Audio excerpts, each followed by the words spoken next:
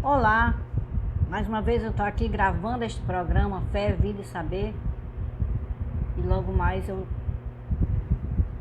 estarei nas redes sociais, no Facebook, para os meus amigos que me acompanham todos os dias. Como sabem, esse programa é de segunda a sexta, mas hoje gravado. E vamos à frase do dia. Bom, se o Deus que você segue é o Deus do amor e da vida, então o seu Deus é o Deus verdadeiro, é o Deus que eu também sigo, é o Deus dos homens, é o Deus que enviou Jesus Cristo. E eu quero mandar um abraço a todos vocês que vão me assistir. Lúcia Fátima, minha amiga, amanhã estarei de volta ao vivo com vocês, mas eu espero que vocês não deixem de assistir sempre. O Evangelho eu não posso deixar de ler todos os dias, é quase uma promessa. Então, não teças críticas a ninguém sobre a terra, todos são vulneráveis. Auxilia, sê condescendente, todos agem movidos pelas suas carências. A fragilidade é própria do ser humano. O ser humano é frágil, é medroso. Eu digo que eu sou covarde. Habitualmente caímos naquilo que mais condenamos. Tem sempre uma palavra que justifique a falta alheia. A gente nunca quer ser o faltoso é o outro. O errado é o outro. E a gente não olha na gente, que às vezes, acho que é preciso a gente ver no espelho, não é às vezes, a gente precisa olhar-se no espelho, né? Não reforces a opinião de ninguém contra este ou aquele. Pense bem antes de pegar a opinião de um e de outro. Pense primeiro no Deus verdadeiro, aquele que ama e que perdoou Dimas na hora da morte. Ele que era um ladrão, quiçá um criminoso. Nem quiçá, né? Quiçá, talvez, sei lá. A rigor ninguém erra porque se compraza no erro. É a ignorância que nos induz a infelizes opções equivocadas e escolhas. Eu acho que o que mais se pode fazer dentre nós humanos é respeitar as escolhas de cada um. Se for possível dizer uma opinião sincera, mas que não seja tolhedora, castradora, que nós não podemos castrar a vida de ninguém, né? Só Deus. Então, se a gente acredita em Deus, temos que respeitar o outro, respeitar e amar nossos semelhantes, pois todos somos filhos de Deus. Assim afirmou o Papa Francisco, e não por ele ter afirmado, eu por mim acredito que todos nós somos filhos de Deus. Não só os humanos, mas nós somos crias dele, até a natureza, as árvores, os animais. E a gente só tem que olhar como é bela a natureza. Viver é um constante aprendizado. Aprendamos então a viver no mundo, procurando ter paz, procurando viver a felicidade que Deus desejou para nós. Ele não desejou destruir Sodoma e Gomorra. Deus desejou que a cidade fosse uma cidade pacata, uma cidade onde existisse, claro, erros e acertos. E digo mais, muitos errados que a gente pensa que está no inferno, e só esse nosso pensamento já nos leva para lá. Temos que ter muito cuidado com isso, né?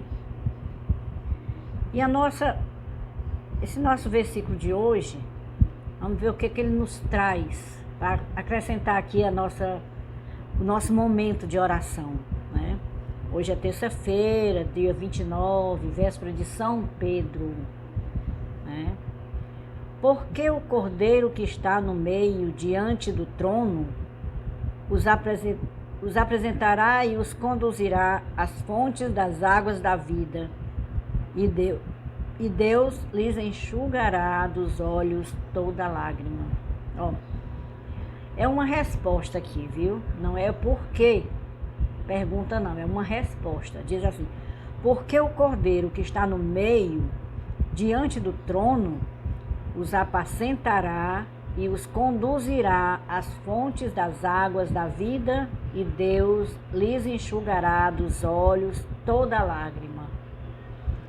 Se nós desejamos que Deus enxugue nossas lágrimas, então procuremos chorar por coisas que tenham fundamento e realmente nos faça chorar, porque todos nós temos um momento de chorar. E muitas vezes a gente chora para não ver o outro chorando. Eu estou chorando por aquele que eu não quero que chore. Eu estou sofrendo por aquele que eu não quero que sofra. Chorar pode durar uma noite, mas a alegria vem pela manhã. Salmo 30, versículo 5. Os filhos de Deus... Deixa eu tirar esse ventilador, senão não vai dar certo. Os filhos de Deus podem ter tristezas e tribulação neste mundo, para que a luz da eternidade será apenas um breve momento, mas eles encontrarão alegria eterna. O céu será um lugar sem lágrimas. Então nós viemos para este mundo para também chorar, para também ter lágrimas. É melhor ter lágrimas aqui do que ter lágrimas lá no céu, né? Ou lá no outro mundo, no lugar que não é o céu. Chorar pode durar uma noite, mas a alegria vem pela manhã. Salmo 30, versículo 5.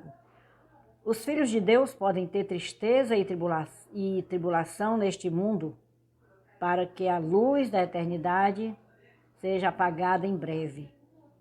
E num breve momento, eles encontrarão a alegria eterna. O céu será um lugar sem lágrimas. Ó Consolador de nossas almas, você é aquele que limpa todas as lágrimas dos nossos olhos. Podemos chorar aqui para os entes queridos perdidos, mas os encontraremos novamente se morreram em Cristo. Podemos chorar agora pela dor e miséria que vem sobre nós, mas tudo passará. Podemos sentir tristeza por uma série de coisas na terra, mas no céu só encontraremos alegria. Prepare-nos para este lugar e deixe nossa esperança eterna tornar os problemas atuais mais fáceis de superar. Que lindo, né? Essa reflexão tão bonita. A reflexão se encontra em Apocalipse. Apocalipse, versículo 7, aliás, capítulo 7, versículo 17. Eu acho que eu estou aqui gravando esse vídeo, estou mais amarrada do que ao vivo, né? Ao vivo tem sempre alguém falando, alguém dizendo alguma coisa e a gente acaba se envolvendo mais, é mais fácil.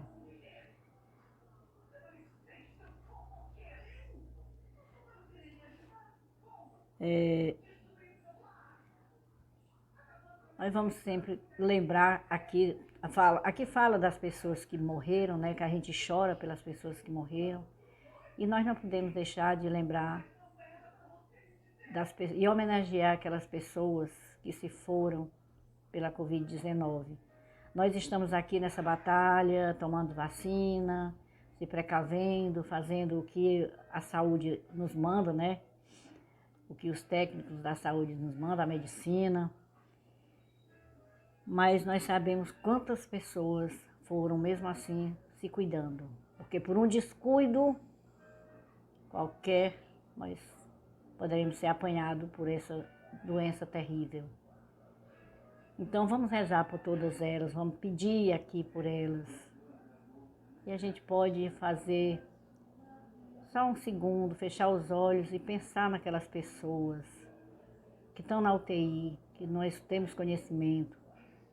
Seu Manuel, eu continuo rezando por ele, seu Manuel, Sival dos Santos, Aníbal Façanha, a Helena, nossa amiga, que está tão aflita pelo irmão, ela sempre é muito família, sempre foram muito unidos, ela deve estar sofrendo bastante, a mulher dele, os filhos.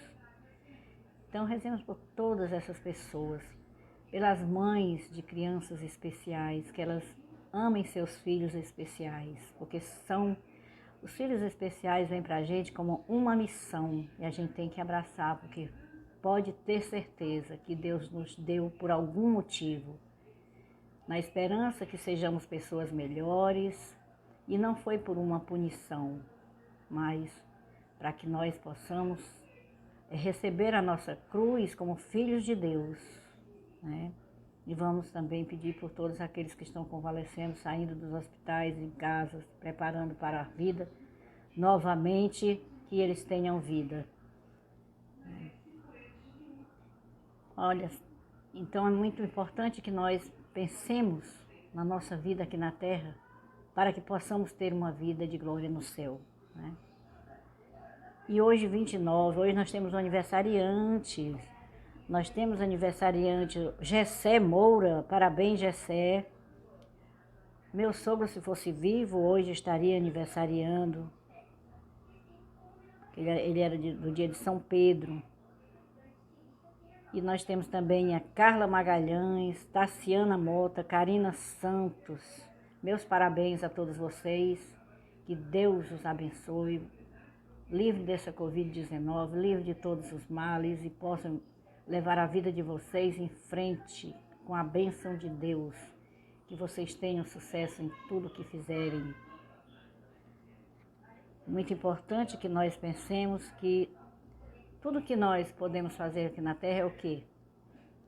Lutar para viver bem, lutar para viver em paz, né? E não se distanciar de Deus. E o santo do dia hoje não poderia ser diferente. São Pedro e São Paulo, apóstolos. São 2 apóstolos. Estes santos são considerados cabeças dos apóstolos por terem sido os principais líderes da igreja cristã primitiva, tanto por sua fé e pregação como pelo ardor e zelo missionários. Pedro, que tinha como primeiro nome Simão, era natural de Betsaida, irmão do apóstolo André. Pescador, foi chamado pelo próprio Jesus e, deixando tudo, seguiu ao Mestre, estando presente nos momentos mais importantes da vida do Senhor, que lhe deu o nome de Pedro. Em princípio, fraco na fé, chegou a negar Jesus durante o processo que culminaria em sua morte por crucifixão. O próprio Senhor o confirmou na fé por sua ressurreição, da qual o apóstolo foi testemunha, tornando-o intrépido pregador do Evangelho através da descida do Espírito Santo de Deus no dia de Pentecostes, o que o tornou líder da primeira comunidade. Pregou no dia de Pentecostes, selou seu apostolado com o próprio sangue, pois foi martirizado em uma das perseguições aos cristãos, sendo crucificado de cabeça para baixo a seu próprio pedido, por não se julgar digno de morrer como seu Senhor, Jesus Cristo. Escreveu 2 epístolas e provavelmente foi a fonte de informações para que São Marcos escrevesse seu evangelho. Que coisa, né? Paulo, cujo nome antes da conversão era Saulo ou Saul, era natural de Tarso, recebeu educação esmerada aos pés de Gamaliel, um dos grandes mestres da lei na época. Tornou-se fariseu zeloso a ponto de perseguir e aprisionar os cristãos, sendo responsável pela morte de muitos deles. Converteu-se na fé cristã no caminho de Damasco, quando o próprio Senhor ressuscitado lhe apareceu e o chamou para apostolado. Recebeu o batismo do Espírito Santo e preparou-se para o ministério. Eu já contei essa história de Paulo antes, né?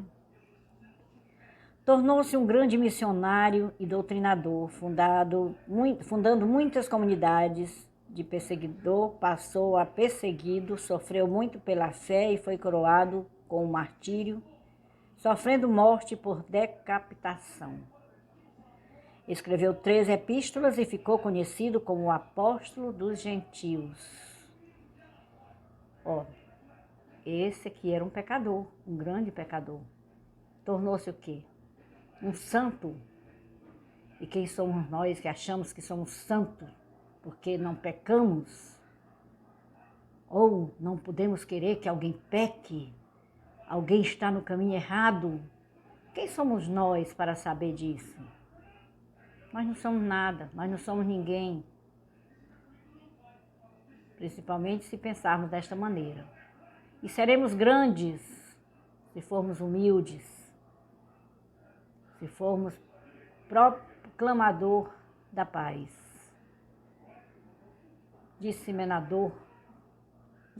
disseminador do amor, amor ao próximo. Olha que o primeiro mandamento da lei de Deus é amar a Deus sobre todas as coisas e ao próximo como a si mesmo. Se você não ama o próximo como a si mesmo, você não é digno de ser filho de Deus. É muito importante a gente pensar nisso. E quem é nosso próximo? Nós temos muitos próximos. Se é mãe, temos nossos filhos. Quem recusa ter um filho até que Deus o chame e a gente não tem nenhum direito sobre ele, nem na vida dele, a não ser dar-lhe amor e o que ele necessita para viver em paz e alegre.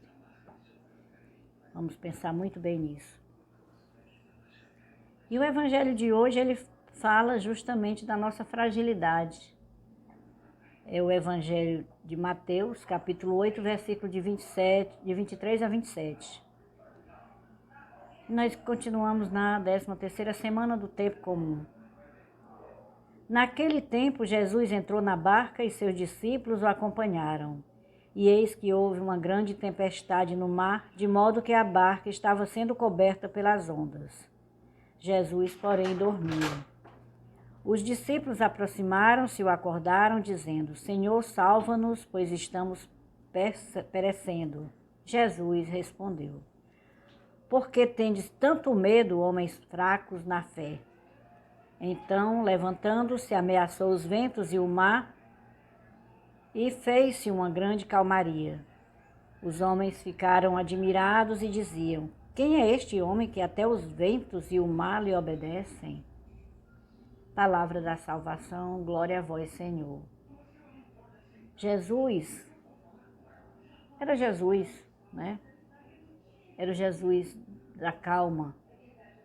Para quê essa agonia toda, quando se pode resolver algumas coisas com calma, tranquilidade e serenidade, né?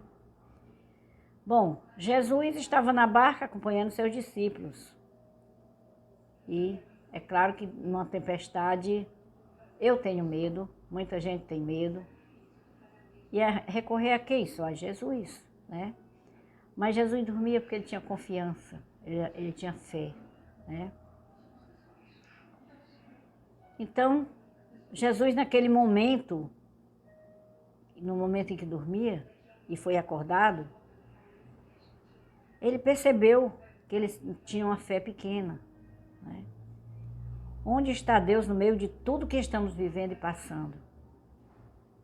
Onde está Deus no meio das aflições e dos temores, onde todos estamos enfrentando? Onde está Deus no meio das angústias de uma pandemia?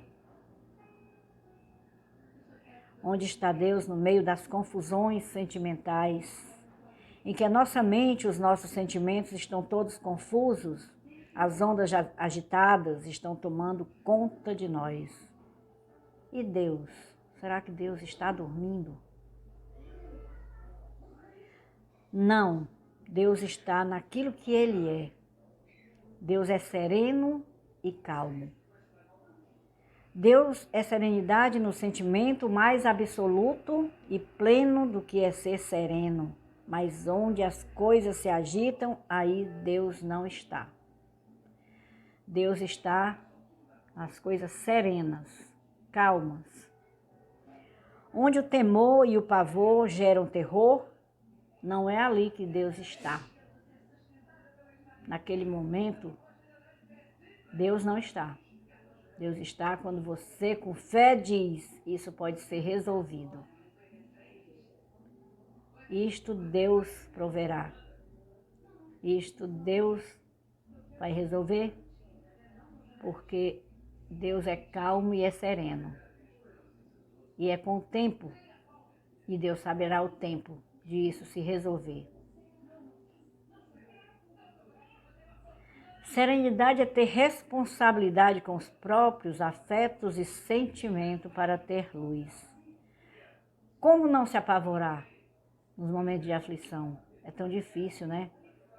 Mas a gente consegue. Quando você tem Deus, você consegue ficar calmo.